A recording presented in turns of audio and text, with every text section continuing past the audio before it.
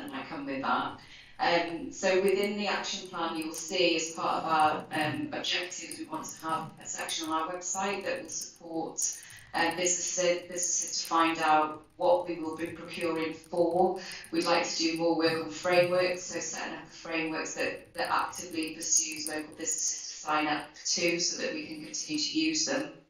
And we have put about, initially we wanted to hold some meet the buyer type events so that we could get small businesses to sort of meet us and talk about what they would like to, what they what we could procure from them. But realistically, there isn't a capacity to do that. So what we've sort of settled on is that we will go out as much as we can to meet the buyer type events to make sure we're identifying small businesses, and the small businesses also have the opportunity to come and talk to us. Thank you. You have all that answer, Simon? Yeah, thank you for that assurance, Jess. Yeah, thank you. But just for noting, Jess, I think PCC do a meet the buyer, and I think down Vic, don't they? So I don't know if there's some collaboration that can be done there, so that we've got two organisations.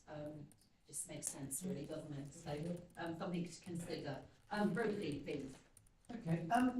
Jess, well, thank you very much for all the work you've done on this. It is a big piece of work doing new policies, updating and amending in line with changing legislation, and thanks for incorporating various suggestions that some of us would have made, I'm sure, when you circulated it to members.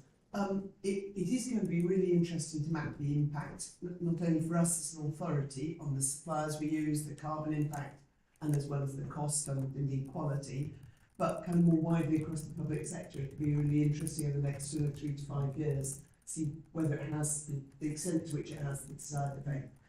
A kind of wider question that comes to me in relation to policies, and I think we just need to ask ourselves, is as we're updating all our various policies and looking at all the many policies we have, almost all of them have dozens of pages, about a dozen or so pages, and how we make those accessible and intelligible so they're kind of lived, breathed, understood and owned by all of us as staff, as members, as volunteers, collaborators, because there's one thing writing policies, it's another thing actually implementing and making sure they're taken on board and used and applied. And I think there are things like the tone of voice that we use, and I was really interesting that our strategy uses we and us, whereas the policies are still using that very impersonal formality of the authority.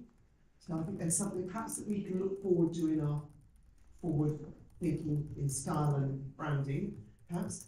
And again, making that simple, ready reckoner of the core aims. We have the aims at the beginning of each policy, but making sure those are really pithy, and I guess issuing ourselves the challenge: can we reduce the length of policies? I'm a governance geek. I'm as guilty as anybody, but I think we all need to try and make things increasingly accessible. I don't have an answer for those, but I'm lobbing in the challenge. But thank you for the work that we've done. I'd be happy to endorse this. Thank you, Rosie. Claire, please. Thanks, Chair. I think I'm very, very pleased to be before us today. I'm a huge advocate for the value of the public pound and what that can do for our local communities, and I think we can't underestimate our ability to feed that back into grassroots, really. I think the impact of public procurement strategy shouldn't be underestimated. If I look at historically back at what's happened, we've seen a lot of large businesses move into overpower to some degree our smaller businesses because they're able to engage in social benefit clauses in contracts. So it's really imperative that we do translate this approach into a language they can understand and they can engage in. So I think that how we make sure we don't make it onerous and how we do promote as many people and businesses being involved in this as possible is important. And I think probably just picking up on your point, Chair, around doing this in partnership, this is a real opportunity to widen our engagement and our partnership and embed that in the business world as well as in the third sector. So I was thinking in particular around Business Wales, Compass and the college and how they can influence this. To some degree, this gives us the opportunity to succession plan for our organisation as well. How do we get young people involved through our contracts, through our business when we procure a third party, so they understand the role of Parc. Thank you, Chair. Rachel, please.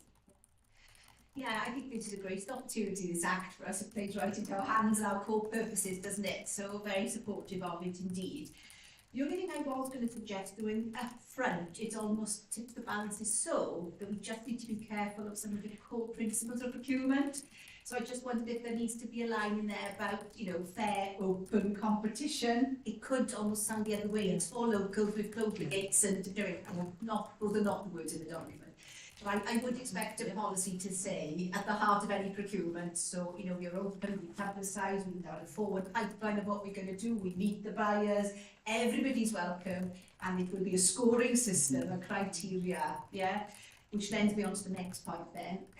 I do wonder, because we haven't got a procurement specialist, Jess, and it's all on your team, and actually I noted, you know, it's off managers, isn't it, in their teams to do, whether it would be useful, perhaps you're already doing this, I don't know, but some sort of generic template of the criteria, so everybody's got a basic one that they use, the standard, you know, what weighting do you now give price compared to social value, etc. So you've got a starting point in time of what we think as an authority will use, but some won't work quite in the same way, like this green room might have a particular one weighted in a particular way for environmental stuff, but another contract would work quite fine off that standard.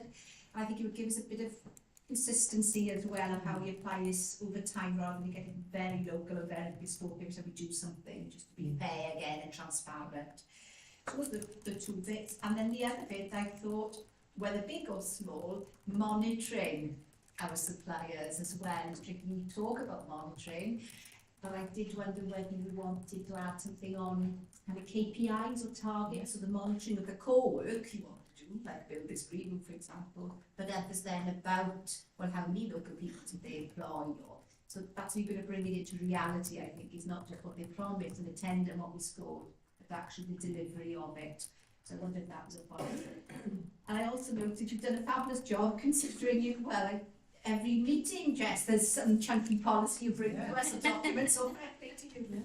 But I was wondering whether this is an opportunity to think about resourcing. So is there some money available that we can draw down if we need it to get a procurement specialist or like a consultant, you know, for some of the trickier stuff? Because procurement is it's a really quite it's a specialist area, so that might be one to think about at the time. But I've mentioned it before, I often wonder when we come up with bigger things, whether we can draw on somebody. It might be handy from time to time. And that's it, otherwise I'm very happy to, and rather than to come back, did you say? I'm sure Jess will say the same. She does that answer it. Could you respond, please? Yeah, just to say, I agree. I think, and all of your comments all rolled into one thing really. We do want to get some external public sector procurement specialists to come in and help us with both training, but also to set up some templates. So as you said, depending on what we procure, we might have different scoring for, you know, what we're doing in terms of how that will be written, but we need overarching principles, and really I'm not qualified to sort of write them, but somebody with that experience in public procurement could do that. We're keen to have the trainings, templates and some frameworks so that everyone has a basic understanding and is clear what needs to be done in terms of legislation, so within the rules, but also what needs to be done in terms of our priorities aligned to the policy and the strategy. And that's where there will be, going back to Simon's point, a bit of resource needed in terms of to getting us up and running with that. The difficulty is, as you've brought up really, is that outcome. So how do we test that what we've when we tendered something and somebody said they're going to do X, Y, and Z around, you know, apprenticeships or something like that as part of their social value, how do we test that, and who tests that, and how do we value that? And again, I would want, and I guess the rest of the audience would want some external advice of how you measure that. The good thing is that all of the public sector bodies, and we're a small minnow in that, are all going to be grappling with the same thing. So there's been quite a lot of workshops around the new legislation, both UK wide but also in Wales, and started to build links with people so we could just pitch somebody's ideas and that sort of thing. The same thing is around the emissions. So how do you really drill down in the emissions of a piece of procured work? It's not easy, but we're on the start of this journey really. So yeah, I've waffled on again. And yes, you're right, I do seem to do a lot of these chunky things. Please don't bring me to audit. You'll have a travel policy coming up soon and an asset management policy in the new year as well. You're right, thank you for acknowledging that. Well done. Thanks, Jess, and I think it's a new piece of legislation. We are at the start of it, there's lots to learn, and we've got to get everybody on board, but I think that from previous comment, we've also got to collaborate as much as we can. There's no point in reinventing the wheel, we're all going to do the same thing with this. So, Claire, please. So just to add to that really, I think, is there a piece of work, sorry Jess, around social return on investment? I'm looking back to the papers we had in September, the volunteer report and the operational review. We're doing lots of really good social impact work, and I think procurement is part of that opportunity, but is there something in the whole organisation we could take an approach to our social return on investment? Okay, thank you, Claire, and I expect that's been noted. Any other comments? I've had Rosie, you propose? Yes. Do I have a seconder? Madeline, thank you. Do I have any other comments before I go to the votes then, please? No? Okay, all those in favour, please raise your hand.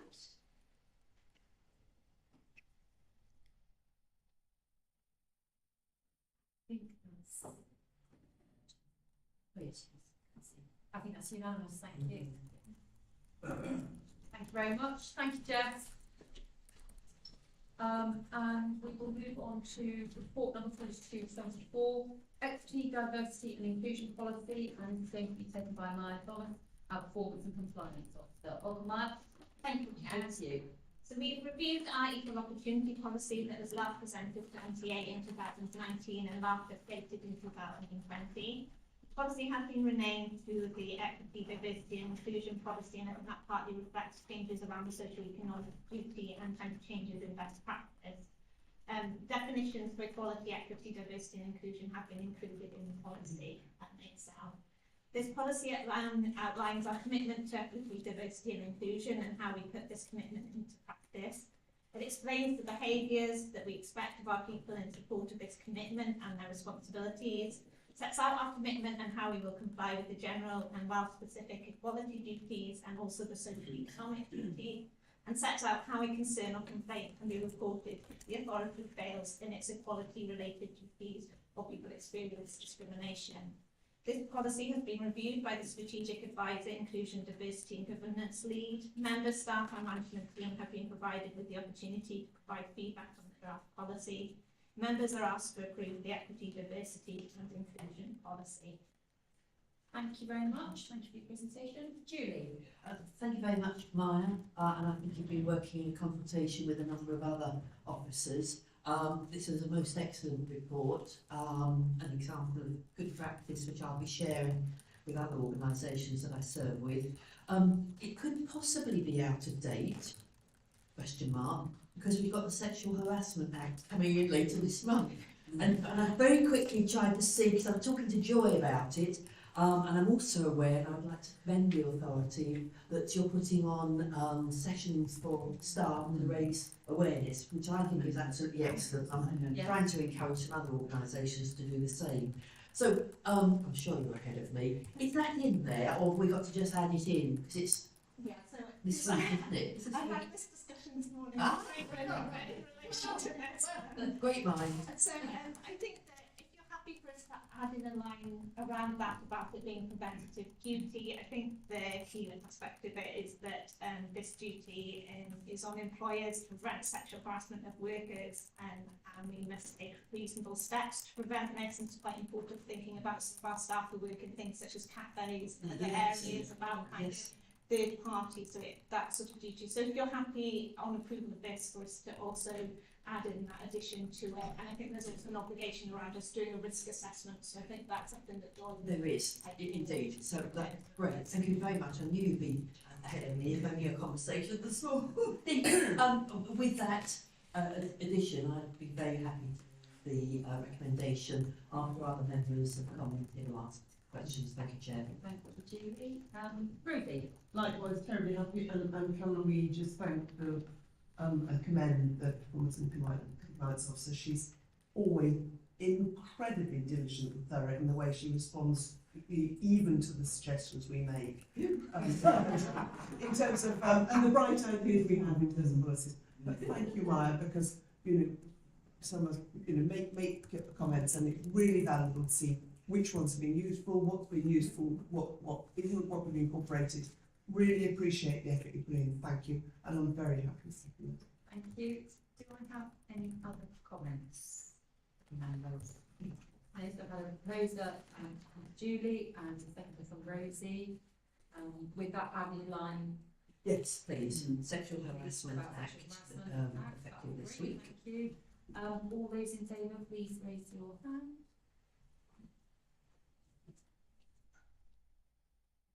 Unanimous.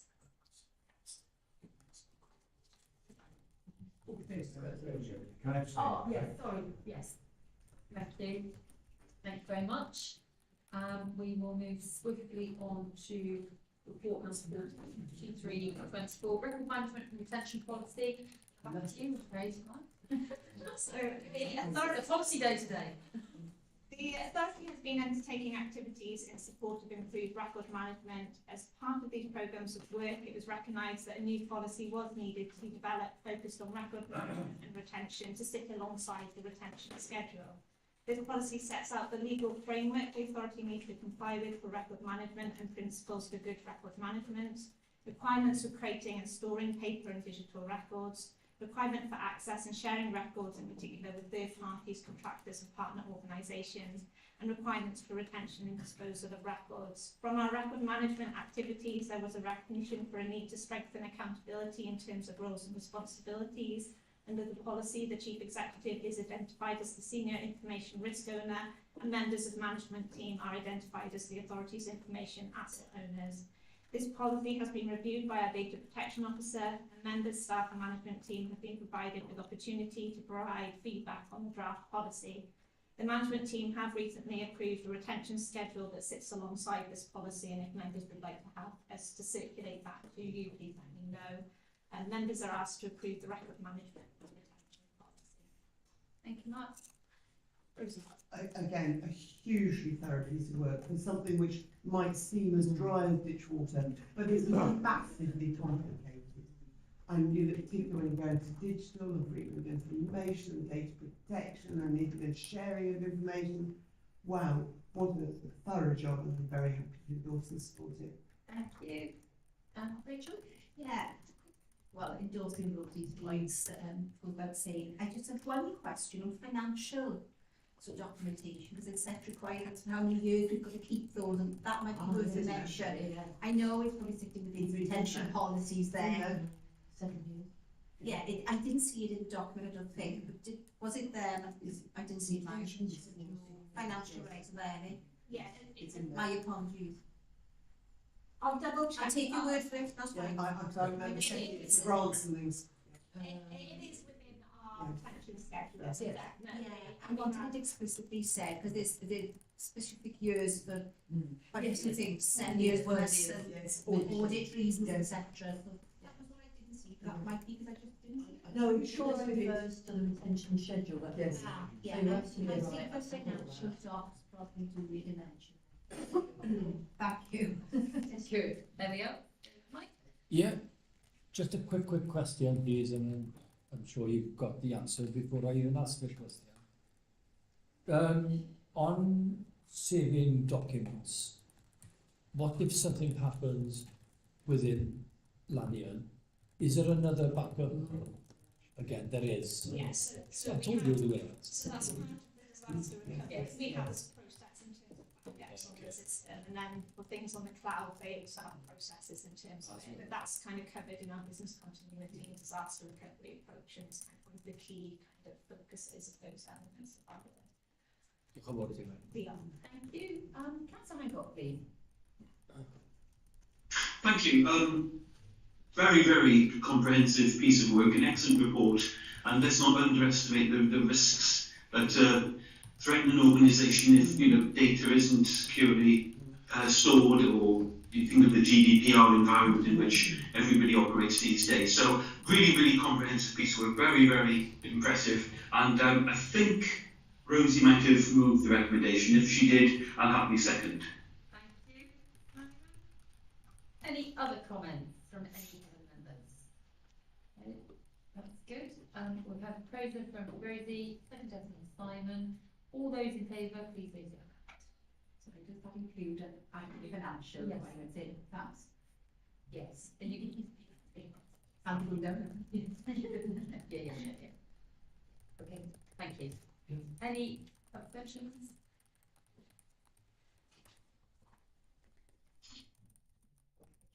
Okay. Good. The Independent Remuneration of Awdurdod Annual Report, 25-26, report number 44-24. Thank you, Maya. From the Democratic Services Manager, Caroline.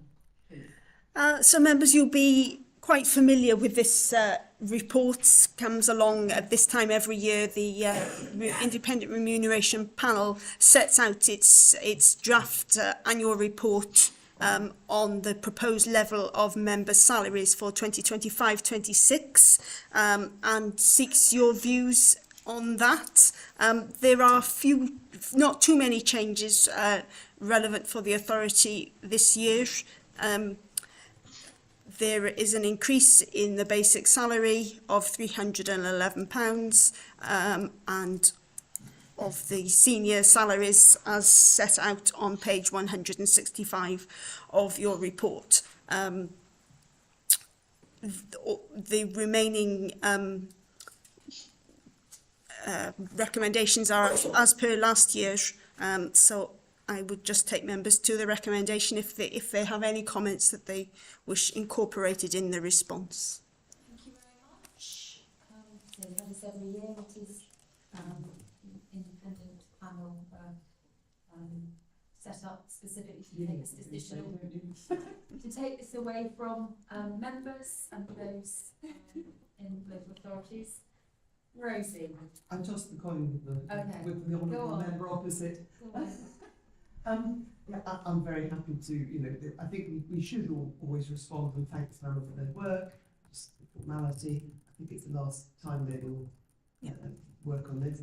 And the report reflects on how the panel has, it says, continued to strive for consistency in payments and allowances. But of course, the Welsh Government appointed members, travel considerations are differently taxed and treated from those of others, as I exchanged with the Chief Exec, that seemed to rest with the joys of HRC. Nonetheless, I think we should not fail to keep on winding the handle about it, please, and I would like us formally to do so. Thank you. Thank you. I was part of this, I was interviewed as part of this, and I did raise that. Thank you. And a couple of other things as well. So it's not for lack of trying. I can just say that, but I'm quite happy to write a formal letter. I think we should just formally keep on putting it up. It's there. Yeah, thank you. Thank you. Do I have any other comments? Do I have a proposer? Proposed, thank you. Mike, seconded. Thank you. All those in favour?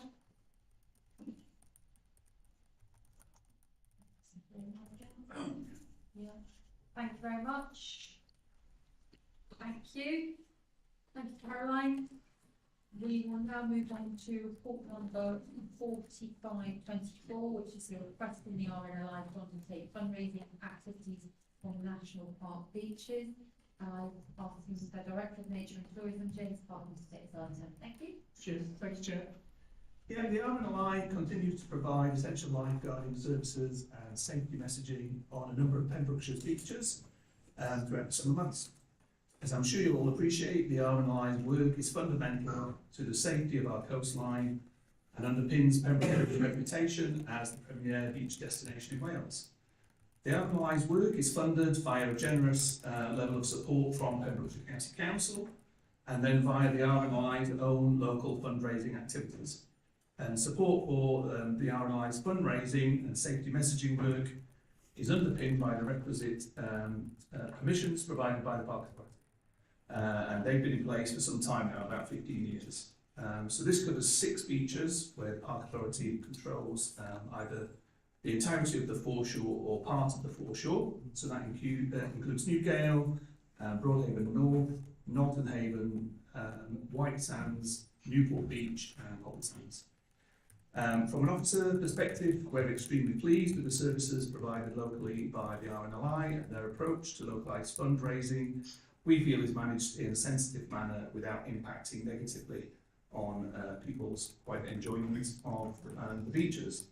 As a result, we have been approached by the RNLI to extend permission for their fundraising and safety messaging to continue on the beaches that we control for a further 5 years until December 2029. And for this reason, we're seeking permission from our members for this long-standing agreement to continue, but I'm happy to answer any related queries. Thank you. I actually hadn't noticed it before, but most of the, or all of the beaches are sort of north, aren't they, or west, rather than, well, on the list here. Yes. Rather than any of the south. And I just wondered, was there any particular reason why they've chosen those in the first instance? Well, there's a mixture of ownership first and foremost. Yeah, so split between the council, ourselves, and then private beaches. The locations tend to be a mixture of our most popular beaches, from what I understand, and where there are associated risks, and in pursuance of blue flag status as well. So it's a mixture of criteria. Lifeguard location, sorry, I see it. Just thought there might have been 1 or 2 sort of where it south, but there we are. It's interesting. And has it always been 28 days? Yes. On one site? On one site, yeah, and any individual site. Yeah, thank you. Rosie? Thank you. Oh, actually, sorry, Sam was first. Apologies. Apologies, Sam. Thank you, Zoe. Thank you, Chair. I just would like to propose a recommendation be accepted. I was going to actually ask the same questions you and I, because obviously where I am, we have our own lifeboat station. I think obviously from experience how important it is to support them on whatever level we can, because obviously they are charity led. But you have obviously, James, you answered the question I was going to ask before, so I would like to propose it, please. Thanks. Yes, I mean, I likewise, warmly endorse the extension of the 5 years. A couple of questions. One, I mean, I think we generally recognise, it is generally recognised that RNLI is an exceptional charity. There are many others, and of course, we have wildlife interests, etc. Do we get other asks that we have to turn down? So that's just one. I'm just interested, because we clearly have done this in a particular way and it works well. I'm not suggesting we depart from that, but I just wonder whether others see it like that. Yeah. One question. Yeah. Oh, well, do you want to answer that one first? Yeah. Occasionally, very rarely on beaches. So usually we've supported a few of the charities to help fundraise through other pieces of land or premises that we own. So often you might see a charity's presence at one of our visitor sites, for instance, but nothing on the scale of what we support is. That's interesting. And then the other one is, I think I'd simply ask that it would be really valuable, I think, to have some sort of a very short report on how successful this is. How much have they raised? Can we kind of raise profile? Can we message more collaboratively? Are there lessons learned that we can do? We have a trust, we're also looking to to fundraise, and there ought to be a sort of more of a neutrality. So I feel we sort of give the permission, then hear nothing really much more, except a couple of photos. You know, something like touch that said we would really be really interested. There wouldn't be a burden, but we would be really interested to know how effective this is for you, and you know, what are the highlights, are there lessons learned? Yeah, I'm just mindful that if we give too much information, you might get a plethora of different charities saying, "Oh gosh, that's a lot of money." Just thinking authority. Yeah. I don't know the figures in terms of, to be honest, you know, that's probably commercially sensitive, so they wouldn't necessarily share that. But it certainly underpins the service, but it doesn't cover the total cost of the service. That really is dependent on the support provided by Parish again. I can't remember what Lessons learned and shared, you know, and are there things that we can do more mutually, more effectively to promote mutual messages in what they've found? So there's a number of forums, but as members, I'm conscious that you probably only see this every 5 years. But in terms of officers, we meet pre-season, post-season, and during season if there are issues. So we probably get a little bit more, particularly because what the RNLI are providing on these features underpins the wider safety messaging that we're trying to deliver collectively. So perhaps we need a report from region. yeah, we could do. I could do an annual and season Something report. to Ops review every now and again. Yeah, that's fine. Ops review would be a good one.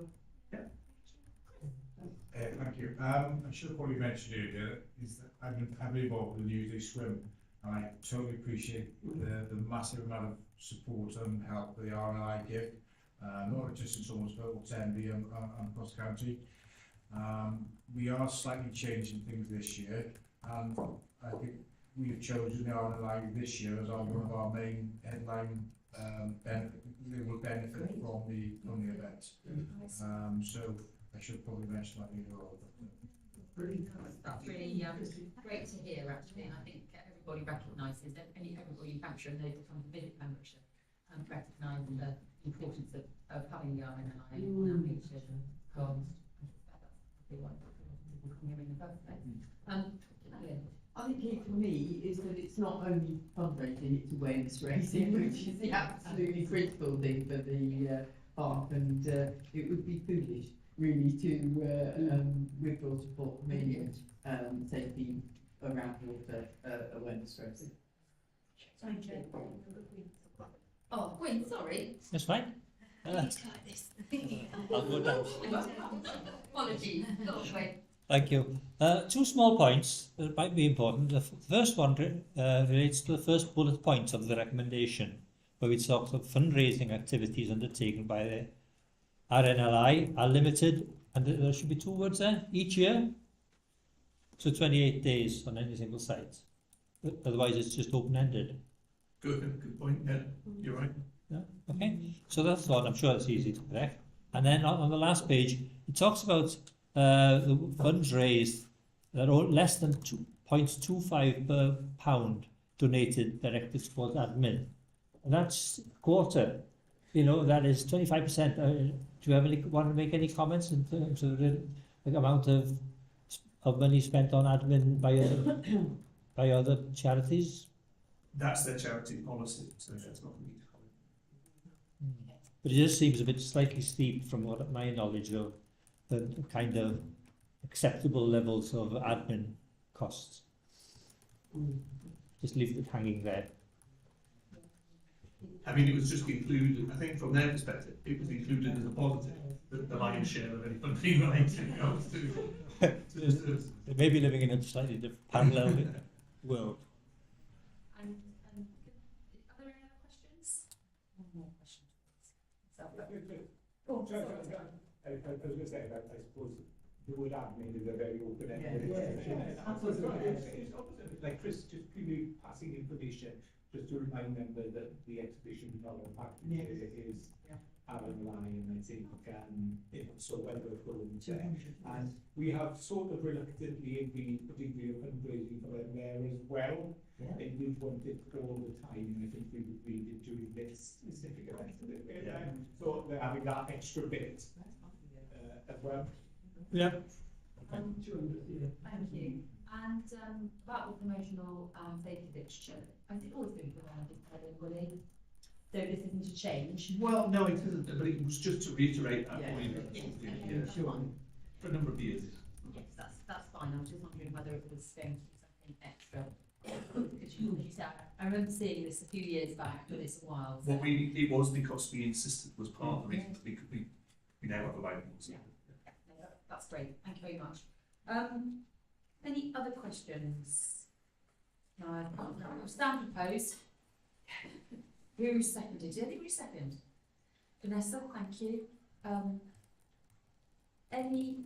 No, that's sort of hand down. That's fine. All those in favour, please raise your hand. Thank you. That's unanimous again. Thank you very much, members. Thank you, James. And the final report, 4624, membership of disciplinary grievance and appeal committees. And I'm going to pass this over to Caroline and then Caroline, come back.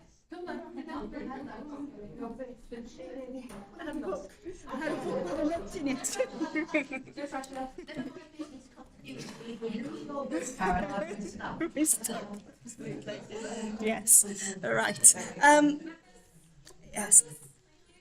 So, as back in when we approved membership of committees at the annual general meeting in June, there was a note to say that we would appoint members to these 3 committees, investigating and disciplinary, grievance and appeals committee, once the chairs of the remainder of the committees had been agreed. And that has now been done. And so before you is a suggested composition for these 3 committees. I've had a request prior to the meeting from Mrs. James to move from the investigating and disciplinary committee to another one, and I would suggest that she swaps with Mr. Jones here to the appeals committee, and the two swap over. Have you agreed, Gwen? No. I have to consult with my doctor. Is that Yes, that's good. you're happy with? Fine, Thank you yes. very much. Thank you. Presumably we can start anyway. Absolutely, yes. It's just I can't commit. Did you have any other requests? I didn't have any other requests. No, just that one. So, Chair, I would just take you to the recommendation to ask members to Well, I'm happy approve to membership. propose that with the changes that's been suggested here this afternoon, that Julie goes on to the appeals and Gwyn goes on to the investigate. Which hopefully none of them will. No, exactly. She says so. Do I have any other comments? No? Can I second? Thank you. Oh, sorry. Michelle, oh well, Michelle is second, yeah, that's fine. All those in favour, please do your hand. Thank you, I think that's unanimous again. Thank you very much. And that's it. No, I think it's just... Are you there, Sarah? Sarah earlier on put a note in the chat to say that she had to leave the meeting. She would return if she could. So quite possibly, yeah, quite possibly. I've noted that in the minutes. I think she probably had to be absent. Thank you. Oh, Rosie? Just make one, it's not really AOB, I'd just like to make an observation. The quality of the translation you have there is extremely good. I have got on my notes to thank the translator. And it really is very variable, you know, as we all know, or those of us who are blessed with the language of heaven, fully, sufficiently. But it really is good and very clear, very promising. Thank you, sweet. Yeah, no, Well, that's it. I had in my notes to thank the translator. In fact, I was saying to Rachel the other day, somebody, that to start off with, it's you know, there's, as a chair, it's quite a lot to consider on screen, in the room, translation. But I'm finding it really easy now. Yes. So, and I'm hoping everybody else has it sort of seamless. And it is helped by the fact our Welsh-speaking members are very considerate Yes. about the way, the pace Yes. that they then start, and it really makes a difference. Thank you. All of you. Thank you, and I'm glad we are using that much more mulch actually, and really, really pleased with that. So thank you officers, thank you members, thank you for those online. We've got an income generation meeting. What time are we starting that? Half past 1. And for those that aren't on it, I hope you have a good rest of the afternoon. Thank you. Before you disappear quickly, I thought this was going to be the last meeting in this room, but apparently not. We will be meeting in December in here. It would be really lovely if we could have everybody at the last one. Obviously it's near, not far off Bristol as well. Mince pie from